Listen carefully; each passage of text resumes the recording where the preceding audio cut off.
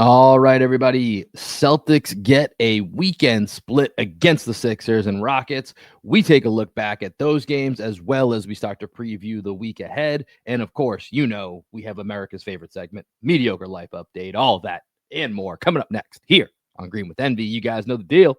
Let's lock in.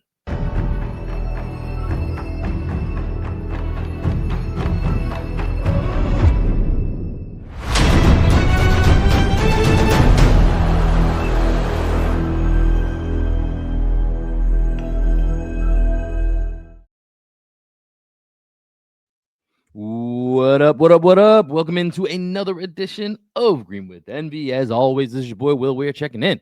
How you doing? How you living? Joining me as he does each and every time, my best friend, co-host, and the coach of our podcast, the one and only Greg Manakis. Greg, a week ago, it felt like, man, this is going to be a long season. I think we're back to even. It feels good to be right back, kind of where we thought we'd be here. Celtics 3-4, coming off winning 3 out of their last 4 games. Things feel a little more like we thought preseason right now. Yeah, man, I'm feeling pretty good. I think although it felt like it was going to be a long season, it's a season that I'm excited for, even though, we don't have championship expectations. There's just a lot of internal development and some narratives that are brewing that I'm excited just to follow over the course of the season. I'm sure we're going to talk about all this today, but the backcourt's development, what we're seeing out of Ugo and Josh Mina, Neemias Queta, can he become a starting center? Jaylen Brown, just like really stepping into his own as his, with this being his team, all those things that we've been talking about. Can Joe Mazzulla figure out how to use timeouts, et cetera, et cetera? Yeah, that storyline's still around. Yeah, my biggest thing is just, a week ago we were sitting here and we were doing an overreaction podcast on purpose, and that's what you do after week 1.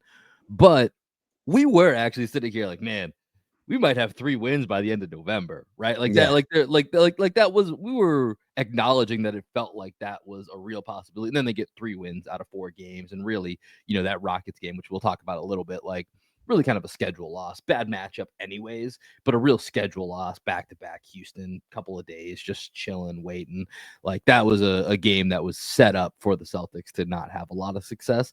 And so to walk away from last week, basically 3-1, that feels really good. It just feels, to the point that you're saying, like now we can get back to just focusing on like what the development is and really what all these other aspects are that we were excited for, as opposed to already being, let's say the Celtics went 1-4 last week and we were 1-7 or whatever, and then we're like, all right, I guess we got to start watching college basketball. Like it's a much better feeling, where we're at today. And so let's talk about some of those storylines that you mentioned, but let's just kind of do it through the view of these games over the weekend. And I think honestly, when you look at these 2 games, I just mentioned kind of the setup for the game against the Rockets. A lot of this is going to come through the lens of that Philadelphia game, because I think Philadelphia was a team that was riding such a high. That was their first loss of the season. It's a game on the road, a hostile environment. And I mean, you have the stakes of course,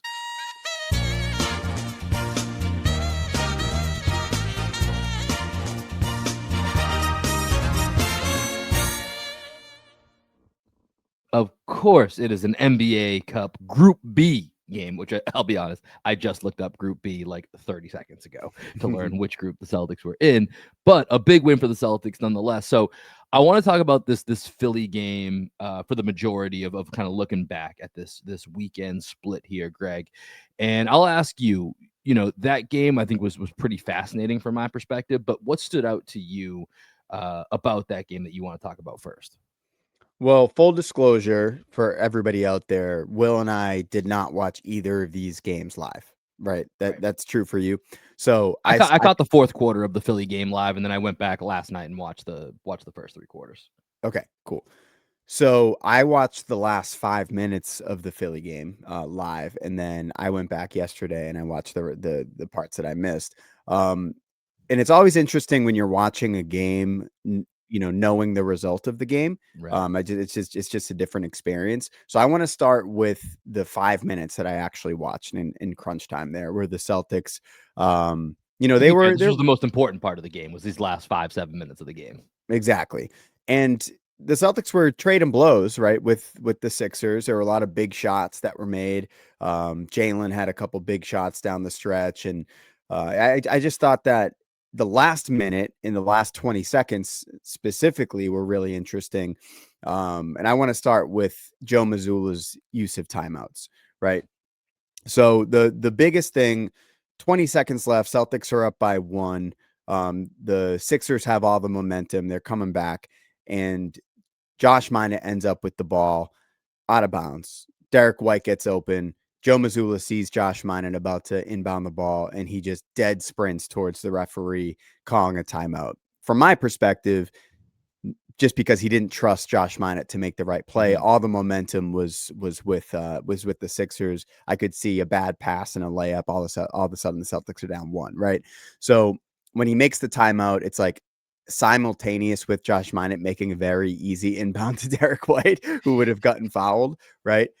And then the Celtics inbound the ball at half court. Peyton Pritchard runs into the backcourt. He gets trapped. We call another timeout, and then we inbound the ball to Jaylen Brown with 2 seconds to get it over half court. He ends up turning the ball over, and then the chaos ensues of the final 13 seconds or whatever it was. What were your thoughts on Joe Mazzulla's use of timeouts?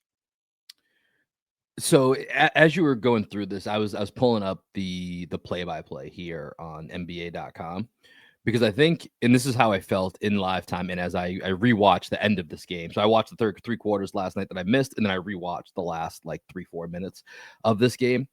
And the Joe Mazzulla timeout thing, it's kind of frustrating because it's been a thing for so long. And then it was like, okay, I guess we get what he's doing. And honestly, I think he's kind of caught in the middle of what he's trying to do with timeouts right now. And we know his background of that soccer philosophy of kind of trying to figure it out on the flow. And like, yes, if you make a timeout, they can make adjustments just the same way you can. And so looking back, I think this for me actually goes back even further than just that play. Because if you go back in the game logs, the Celtics were up by 10 with 3 minutes and 11 seconds left, 108-98. From that point on, the only point the Celtics scored was Jaylen Brown hit 1 of 2 free throws, and every shot they got was god awful in that time frame. And I know in live time, and Joe doesn't like doing this, and it's one of the things that kind of irks me a little bit.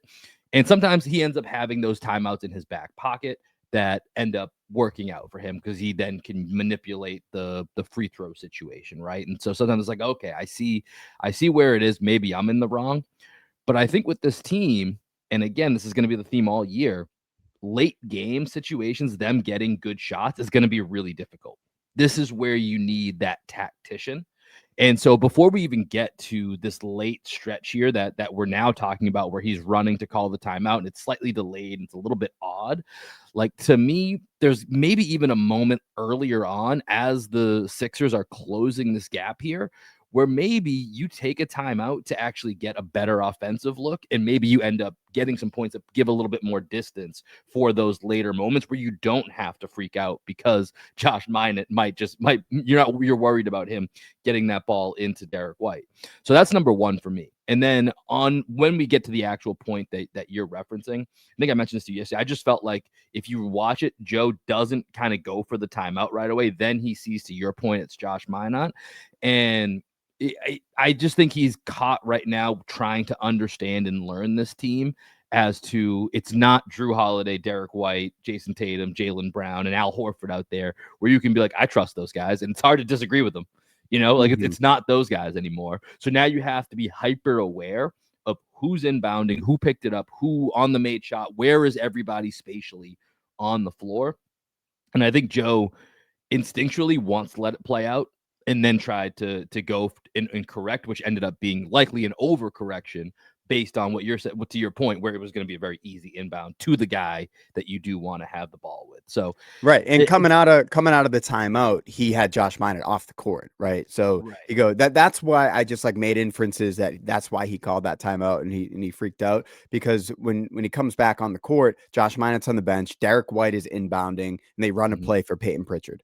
Right. Like that's seemingly what they wanted. They want their best decision maker, Derek White, best passer, Derek White, passing the ball to the best free throw shooter and Peyton Pritchard. And So best ball handler. Exactly. All right. I do want to go back to that play by play because there's something that came up here from the Jaylen Brown 3-pointer to put the Celtics back up 10. And this is Mhm. something that we were texting about. This is more for the audience just to kind of relive those shots from there. So we get so 108-98, Jaylen Brown hits another big shot. Jaylen was awesome in this game.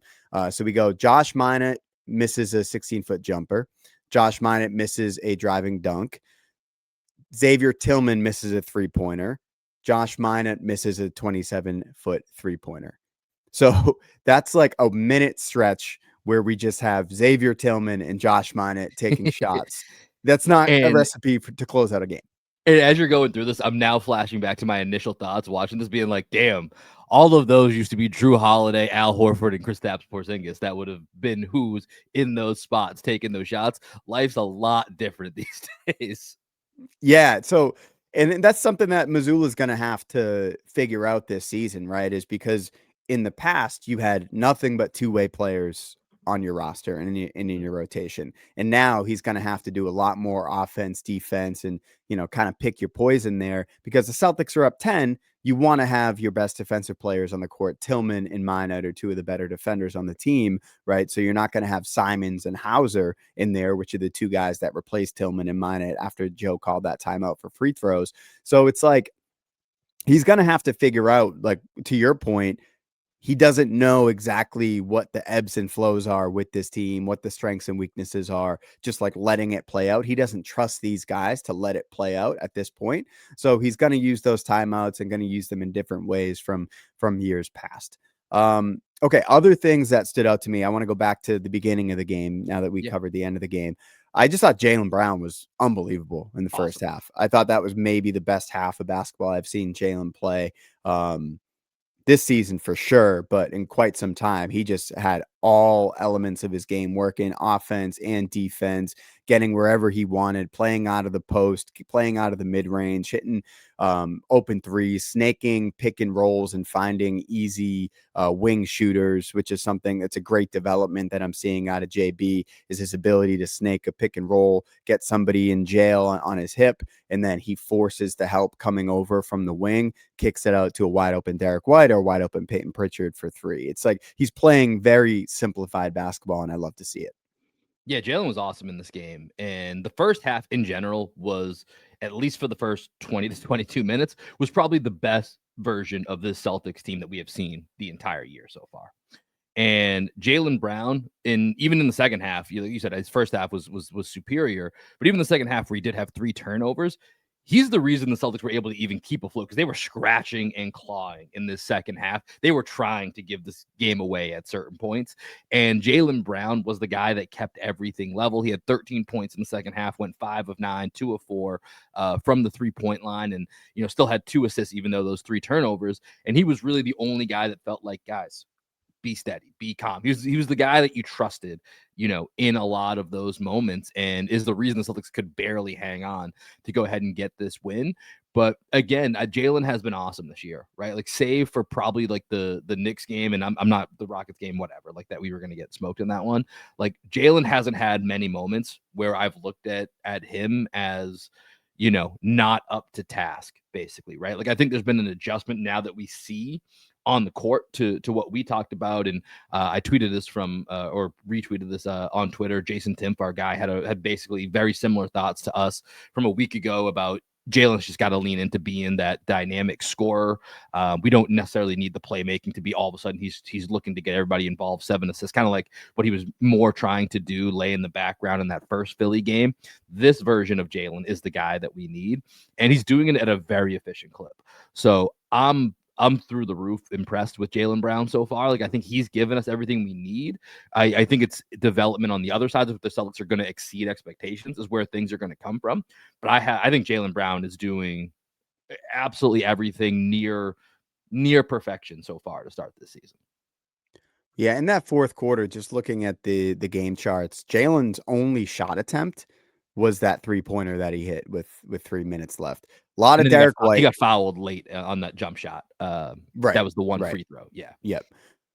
A lot of Derek White, which I also want to talk about because We the do need to talk struggles about are continuing with Derek White. He was 2 for 7 in that fourth quarter and just had an absolute dog shit performance against the Rockets. There was one stat that I wanted to pull up because what's this guy's name on Celtics blog? He does a really good job. Azad Rose, he does a really good job with the 10 things after the games. I think it was in the Houston one. He had these stats for Derek White and Peyton Pritchard. Let me just give me a second as I scroll. Yes. Okay. So his ninth thing, Derek Pritchard and White usage increase impact. So last year, Derek White I'm just reading this directly from his article. Derek White is among the players with the biggest usage increase from last season to this year, plus 6.1% in usage rate per cleaningtheglass.com. Pritchard is plus 4%. Derek White's point per attempt, okay, drops from 1.21, which is 86th percentile, Yeah. to 0.84, which is the 8th percentile. Peyton Pritchard, That's a swing. 1.28, 100th percentile, to 0.99, 17th percentile. Big swings. More Derek White. His rim efficiency has dropped from 71% to 42%, and from 56% to 25% in the floater zone. It's tough. It's been a tough. Derek White is an effective field goal percentage, 38%. It's not great, Greg. It's not great.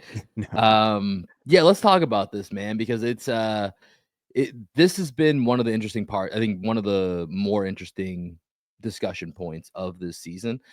And we've been hitting on it, right? Like it just feels like Derek White is trying to do a bit too much, but at the same time, it's understandable why he is attempting to do too much. And I think for me, it's as I watch these games, I see moments where I'm like, that's a Derek White shot. That's a Derek White like IQ play that he makes.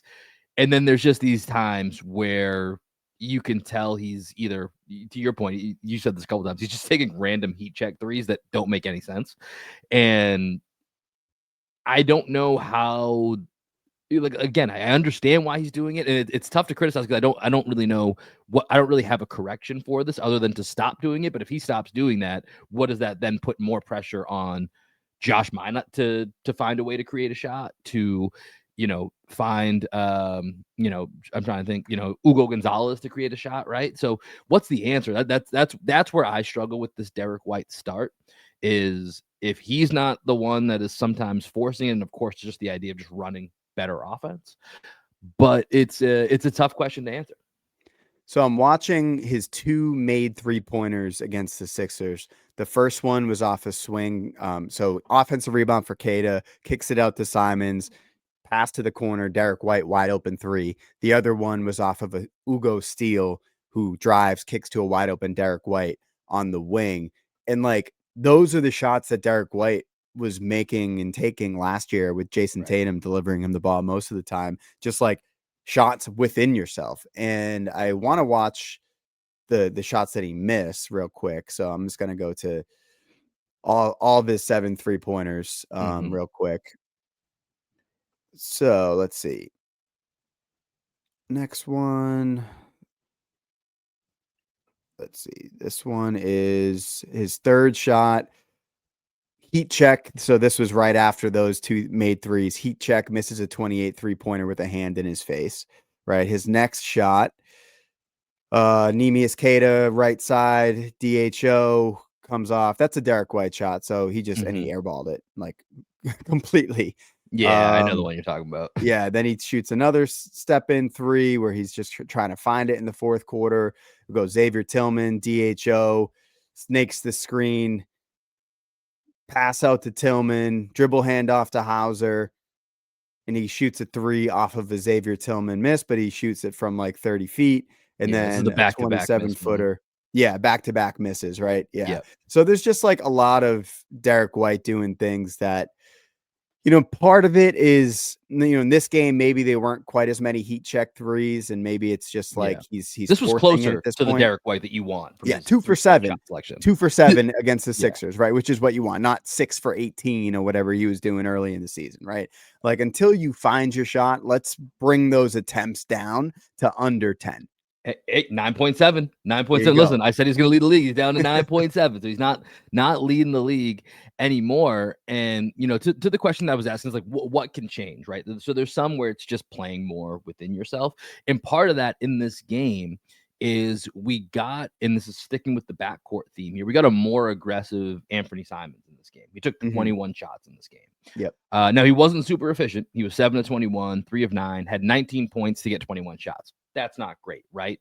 But I do think that that's kind of the answer, right? Is a more aggressive Anthony Simons. And it does two things. And in this game, I do feel like at least we saw him, and it didn't always work out. He got downhill within the half court game more often, right? Like you and I have been talking through these first 2 weeks. We need more paint touches. There's just not enough guys getting in the paint, and there's some really, really bad assist stats that go along with this basketball team right now. And part of that is it's just too predictable about who's going where and what spots they're going to be in. So I think if Anthony Simons can find a way to get downhill, whether that's off of screens, and as we've seen, we're concerned about his handling. It depends who his defender is. But like I think even though it was 7 to 21, I liked the more aggressive Simons because I think it allows Derek White to be able to settle more into the role that he should be and kind of pick his spots a little bit more. And so I think that's kind of the answer. But go ahead. And Simons was a tale of two halves, 5 for 11 in the first half exactly. against the Sixers, 2 for 10 in the second half against the Sixers. And like with a bench scorer, like you got to kind of ride some of those highs and lows, and then you're hoping that if he has a great first half, maybe he can be a little bit more of a decoy in the second half, to your point, and get someone like Derek White or Peyton Pritchard going. But I thought Peyton was also really good in that Sixers game, playing out of the mid range and getting to his spots. But overall, I think in the Sixers game, a couple things that stood out to me.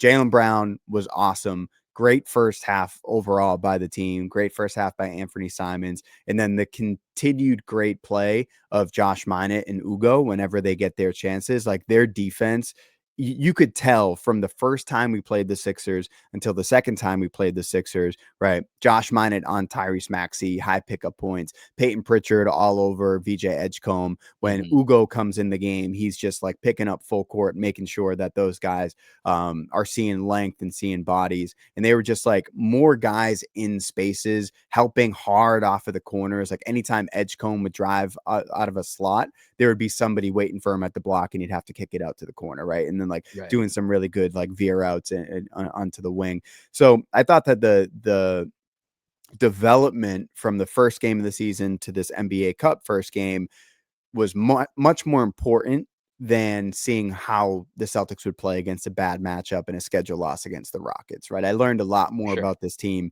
from the Sixers game than I did against the Rockets. Yeah, and to your point about, Edgecombe and Maxey, and that first game, we came on here and we were trying to reserve ourselves from just leading with like, holy shit, that was amazing to watch how those guys played. And we talked about how we felt them in that first game. In this game here, to your point, like they still remained very efficient, and credit to them for remaining kind of within themselves and trusting their teammates. Like Tyrese Maxey had 14 assists in this game, but it's because of the Celtics like defense that made them say, cool, make Kelly Oubre and go make Quentin Grimes and, Andre Drummond, make him take 2 threes, which was a fun sight to see. Like go ahead and make them do that, as opposed to, the way that Maxey and Edgecombe came in that first game and just kind of imposed their will. So I'm with you. I think that's why this game is so much more interesting to talk about than the Rockets game. And I want to just hit on quickly your point about Peyton Pritchard. I thought Peyton was awesome. Again, somewhat a tale of two halves. He was unbelievable in that first half, I thought. And, 2-point Peyton Pritchard, he's been really good from two. He's at almost 6.5 attempts per game from two, shooting 66.7%. And most of those are kind of just either in the paint or just outside of the paint, really playing off of 2 feet. And I've been very impressed with his 2-point game. And I just have to assume he's not going to be an 18% 3-point shooter for the entire season, because that is just illogical with who we know Peyton Pritchard to be. So I'm feeling encouraged with Pritchard in that sense that he's still averaging 14 and a half points a game, despite his main asset just completely backfiring on him to this point in the Mm-hmm. season, but finding a way, to contribute, averaging 5.5 assists per game while only 1.1 turnover. And so, Greg, I mentioned earlier, there's some really alarming assist statistics for this Yeah, team. I've got a good one and a bad one. Which one do you want first? the bad one. Bad one. The Celtics rank last in assist percentage and second to last in assists overall per game, only behind the vaunted New Orleans Pelicans, who are just an absolute dumpster fire. That's the bad news. Here's the good news. They're fifth in assist to turnover ratio. This team is not turning the ball over. So they're not getting assists, but they're not giving up easy buckets to the other team. And that's helping them basically, other than the Rockets game. They've been attached in every single game that they've played this year, even the ones that they've lost. So, when I look at Peyton Pritchard and he's handling the ball a lot here and he's got 5.6 assists to just 1.1 turnover, like that's really impressive. And like you think about, okay, if Peyton Pritchard is not an 18% shooter, and if even he's having a bad shooting season, you assume he's going to be somewhere in the mid 30s, right? Like that should be a bad shooting season for Peyton Pritchard. You think about what that does for this offense if he starts hitting shots. His 14.6 goes up to 18 points per game if he's hitting the number of threes, and if he's keeping at that 5.5 to 1.1, like that does a lot for this team if that changes. Now, some of that goes along with the Derek White conversation of what shots, and you got to look at it. And I think Peyton Pritchard's getting closer to similar shots to what he used to take, probably a little bit more tightly defended, as we've mentioned before. But I feel like that has to change. And I'm curious to know how much that opens up things for this team when that day comes. And I'm assuming it's coming. Yeah, Pritchard is always in the league leaders of assist to turnover ratio, and I think this goes back to our point of Missoula putting Jalen more off the ball than on the ball, and allowing like the guys that are more natural playmakers and ball handlers to set him up for success versus him having to set them up for success, right? Like Jaylen Brown is our best player. Let's get him the damn ball in his spots, right? We don't need to like make him play point guard.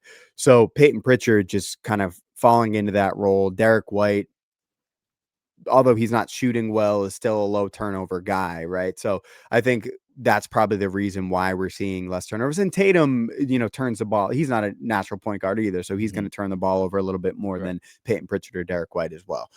So yeah, I think if Pritchard and White can at least like get to 30% shooting, like imagine what that's going to do for the rest of the offense. That's kind of my thing, right? It's like these guys are just not like I think Derek White, it's a lot of shot selection. Like the shot selection gets better. If it's closer to that Philly game that we just went through, all of those shots where it was like 1 out of those 7 I disagreed with. Like they're going to start falling. Peyton Pritchard, I don't know, there's like a weird mental block because he's hitting nearly 70% of his 2-point shots. So he still knows how to shoot, right? Like it's just, I don't know that will, but it's like, it is really curious to think about if those guys just get back to even 35%, because, what is Derek? I mentioned Peyton Pritchard's numbers. Derek White's at 25% on 9.7 threes per game. Like those guys are taking 16 to 17 of your 3-point shots every single night, and they're hitting at around 20%. Like that's really tough to win when you're going to shoot that volume at that low of efficiency. And right now they're first as a team, first in 3-point attempts, 27th in percent. Like that's not the greatest recipe. So it is interesting to think about what that would do to change this team. And Greg, as I was looking at some stats here over the first 2 weeks, this is another thing that kind of jumped out to me. What did we hear about all preseason about how this team was going to play? They're going to play with pace. What do you think they rank in pace right now through 2 weeks? Good question. 23rd? 29th. Oh. What a track team, man. That's a track team stat right there. 29th in pace, which is just interesting because of just all the kind of hype around it. At the same time, when this team does kind of get out and play with a lot of pace, like I don't always think it looks great. So I kind of understand the 29th in pace. Yeah, but one thing that's an offensive stat, right? I don't know exactly how pace is measured, but defensively, I think like the pressure is full court and it's the whole game, right? Which is great. And I think Ugo Josh Minot and Baylor. Like Baylor just got it. We picked up his option, 3rd-year Mhm. option, and I think he had a nice second half against the Rockets. I think he This is ended his up with best like game of the year. 17 points or something like that. But they're actually using him as a point of attack defender and trusting him to use his physicality to get over screens. And I that's not something I really had Baylor Shireman pegged as is like a point of attack defender, but they're trusting him to do that. And if he's able to knock down 3-pointers and be like a solid playmaker and be a physical defender that you can trust to throw on a guy like Tyrese Maxey or somebody like that's actually a decent asset that the Celtics could continue to develop. Because there are times they play him over Ugo, and I think that you should just give those minutes to Ugo. But I'm kind of just like lower on Shireman than maybe I should be. I need to like kind of in my mind reevaluate who he is as a player and just to Yeah. see if I start to like him a little bit more than I've liked them in the past.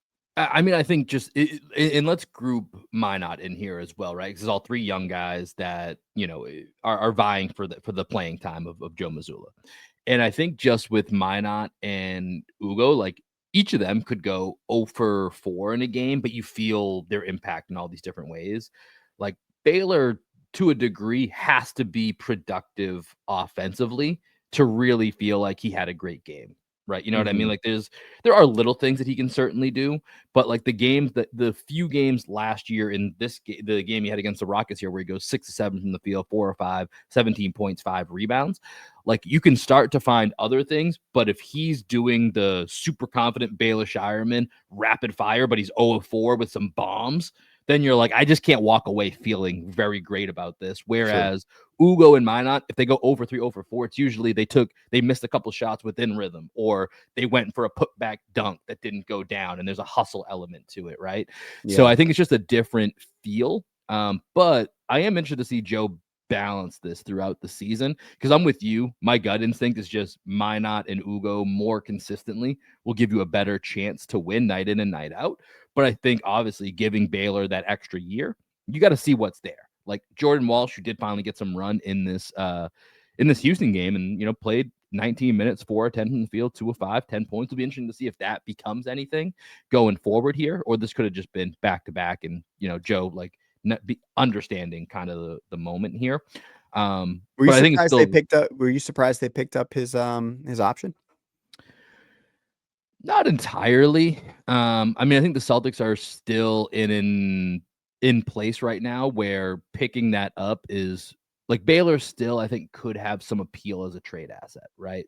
So I think there's something about having, if they were to make a move some point this year or in the offseason, just having that it's like 2.5, 3 million. I forget what exactly it is. But like if you're trading for it and you're like, yeah, I think there could be something here, like that's super valuable right now in this NBA, is even for a Mhm. year getting more than what you expect out of a guy in the $2 to $4 million range. Like it can change your entire rotation if you get that. So I think even if you're selling a team on that, like I think it makes a little bit of sense. Now you do have to play him and he's got to have a few moments like that Rockets game for it to mean anything at all. Yeah. But yeah, I wasn't overly surprised to see them pick it up. Anything from that Rockets game that you want to touch on here? Was there anything that jumped out to you, or was this just like we said, bad matchup, bad timing? Yeah, bad matchup, bad timing. Rockets had a lot of rest. Celtics played a lot of zone and dared them to shoot, and they had a game where they just like hit a ton of threes. Guys that aren't normally great shooters were hitting threes. And this you can excuse the Celtics for being tired and not wanting to like have a dog fight with the Rockets when they were having an abnormal shooting game and then just like the pure size that they have. I guess the one thing would be this was a one terrible Derek White game, really bad Jaylen Brown game. Um, Took a lot of pull-ups, long twos against length, and that's just like Mhm. it's different shooting mid-range jumpers against Edgecombe and Maxey and Grimes, who are all under 6'5", and then shooting those against Thompson, Jabari Smith Jr. and Yo, Jabari Kevin got him Durant. at the rim. That was nice. That was a nice block. That So it's yeah, it's I'm it's a just big different. Jabari guy. It was a good Jabari. Good night for the Jabari Smith fan club. Yeah, one thing I did want to, and we can touch on this briefly here, and then we can move on. Is I feel like, and I don't think the Celtics are going to make any dramatic moves, but the Rockets are in this like weird position where they are looking for a guard, right, with the whole Fred VanVleet injury. And Derek White and Peyton Pritchard keep coming up as names. Is like, hey, would they overwhelm the Celtics to go get one of these guys? And if either of them were on the block, we know the typical names that might be associated. Was there any of them that kind of jumped out to you as like, I would still like, I'm keeping an eye on this basically for down the road? I know he's your guy, but Jabari Smith is a guy that I really like. Yeah. I don't think that we're getting Jabari Smith in a trade for Peyton Pritchard. I think that would No, be that's a a Derek White Derek White. That would conversation. be a Derek Yeah. White trade. And I don't really want to trade Derek White, but Yeah. yeah, that's kind of, I mean, size. I just want size on the Celtics roster, which is why I love Josh Minott and Ugo's because, Ugo's got that crazy wingspan. Josh Minott plays way bigger. Like that rebound he got over Embiid when he got fouled and Yeah. missed the 2 free throws. That was a man's rebound. Him and Jalen, who were like peak jumping, and Minott was like over Jalen and just ripped that thing down. And he's just a great rebounder. So I think the Celtics have really found something with Josh Minott and Ugo Gonzalez for when Tatum comes back. Yeah, I agree, man. And I'm excited to see what this next week looks like coming up here. So, quick look at the week ahead here. Celtics, we're recording this on a Monday morning. Excuse me, Monday night. Will Hardy and the Jazz come to town. Wednesday night, Wizards are in town. We will be recording a post game reaction after that game on Wednesday night. And then Magic 2 times this weekend, including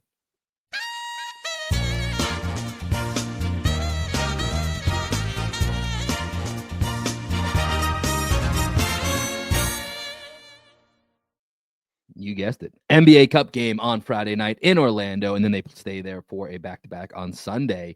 So, Greg, looking ahead, this is an interesting week for the Celtics because Jazz and Wizards, 2 extremely winnable games. Dare I say, some of the few games that you should expect the Celtics to win on this season.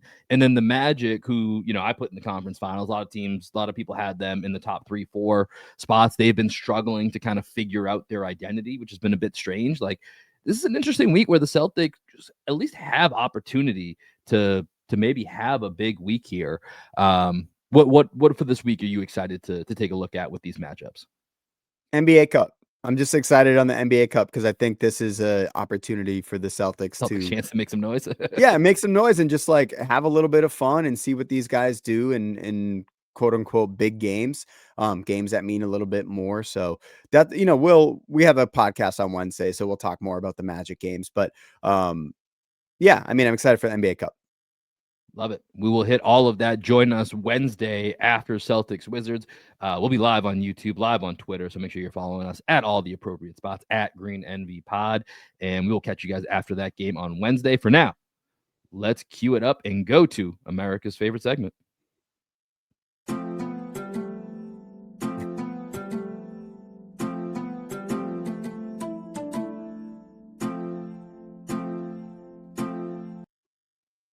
It's Mediocre Life update here on Green with Envy.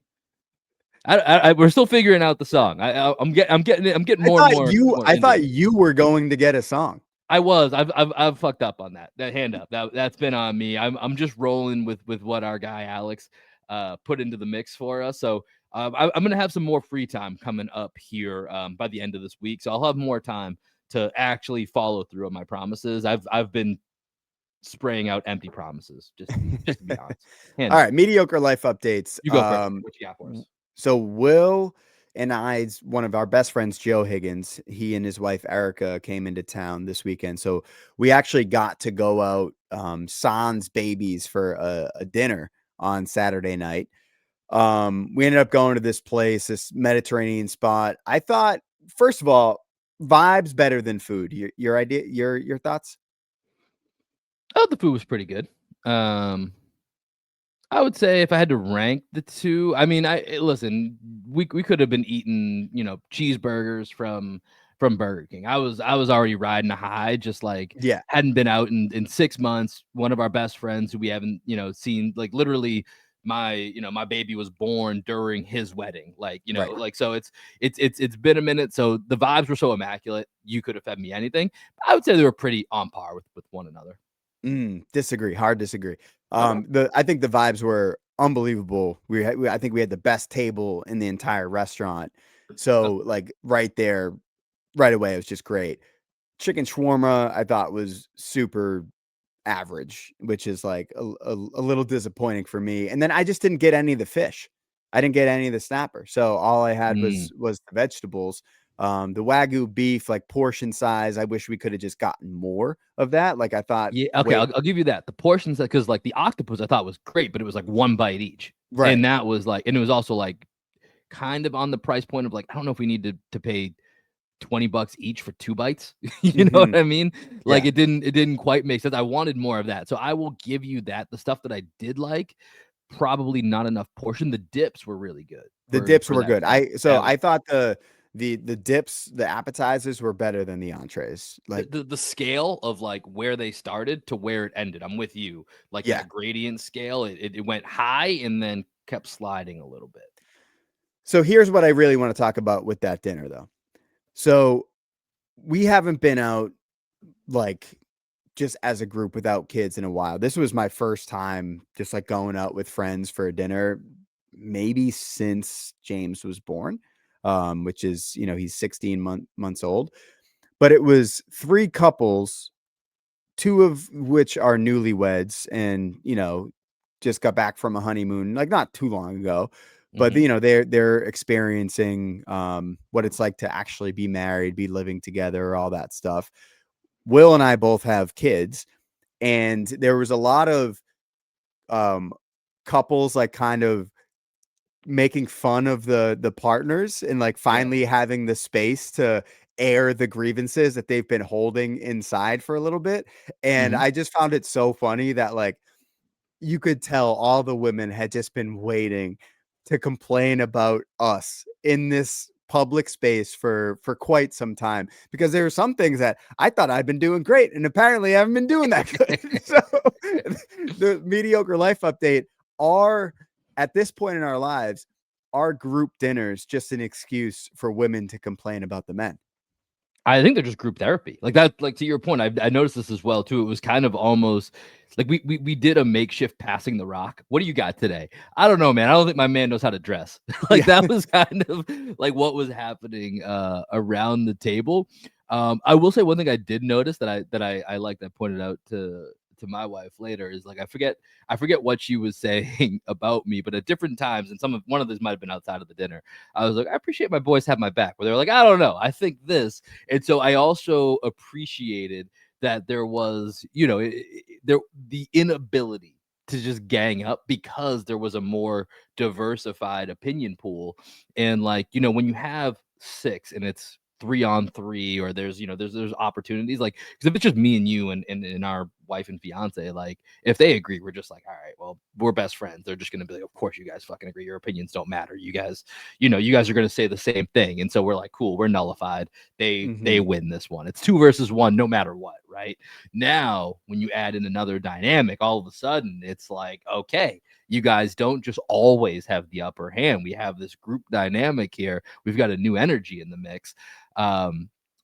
So yeah, I thought in general it just felt like a group therapy session, which was good. But Like, it was also good because you could tell there were certain things, like when Joe and Erica talked about how they got in the fight on their honeymoon or whatever, and then they were able to like laugh because it was like it's such good healthy. vibes, and everybody was just like laughing about all the stuff that bothers them, but in a very safe space, where if those things were brought up like behind closed doors, maybe that leads to like a 10 to 45-minute fight. You never know what's going on. But what I noticed with Danielle is she wasn't necessarily being like too vocal about my flaws, but whenever Lorena and Erica were talking about Joe and you, she would always look at me and be like, "Yep, see, told you." And she was like pointing at me like I told you. I was like, The all subtle right, man. jabs, the subtle Yeah. jabs.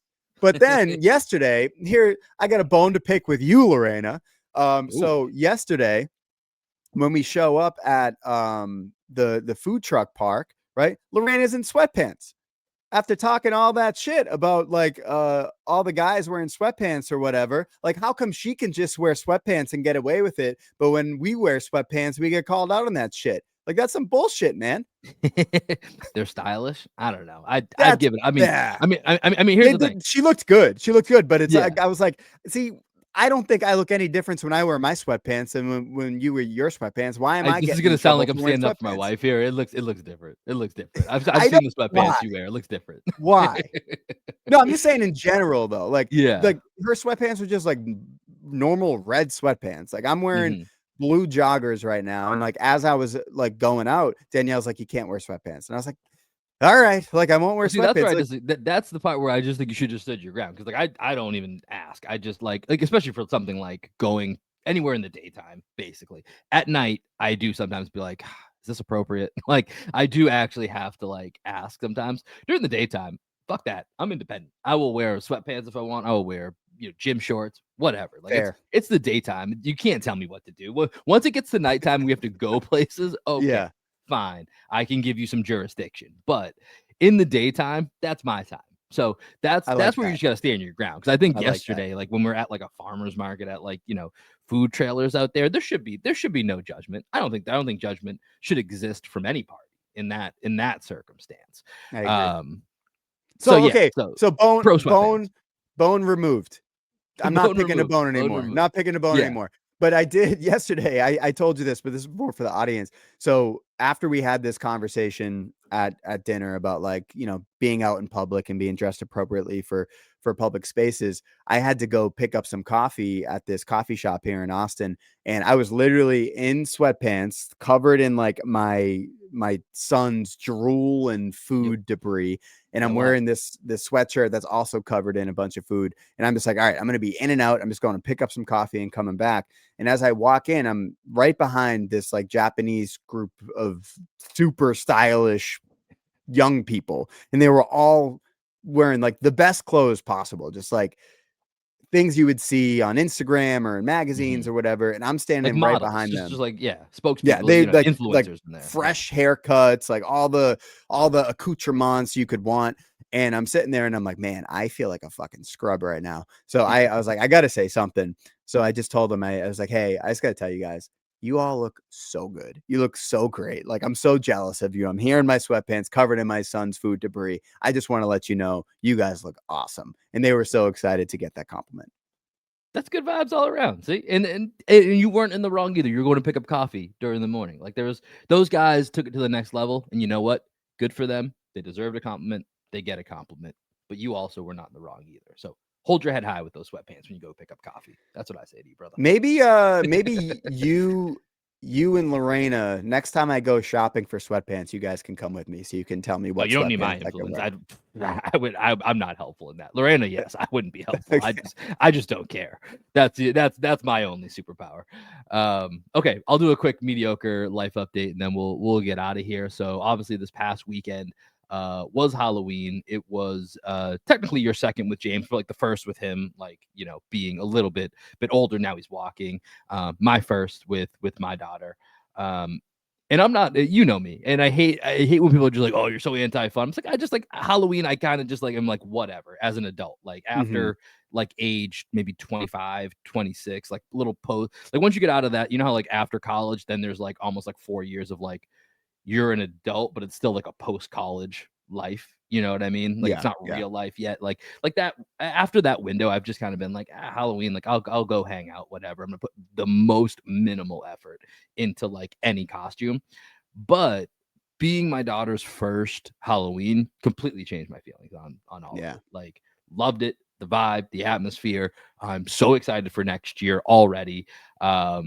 Just being back because Halloween to me and when I like felt like I'd kind of aged out of it, was like okay, Halloween's for like high school and college kids to just do silly shit, and then it's also for kids.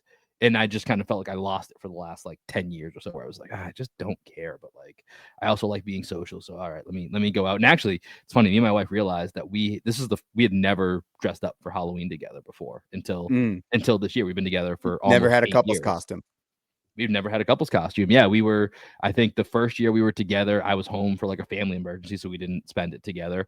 Then I think we had like a brief separation, so we weren't together during that. Then COVID, and like basically since COVID, it's been like 5 years of like, We just didn't like Right. feel the Yeah. need to do anything or didn't do anything crazy. So this was the first year we did. So just a family of avocados hitting the streets together, It's great. and it was great, man. I loved it. I had so much fun.